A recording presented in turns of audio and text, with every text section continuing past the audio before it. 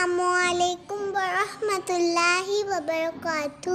آج ہم پہلا کلمہ سیکھیں گے، تو چلیں۔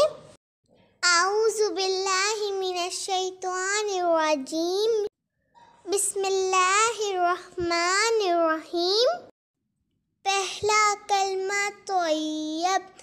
طیب معنی پاک۔ لا الہ الا اللہ محمد رسول اللہ۔ ترجمہ: اللہ کے سوا کوئی عبادت کے لائق نہیں اور محمد صلی اللہ علیہ وسلم اللہ کے رسول ہیں۔ ماشاءاللہ، سبحان اللہ۔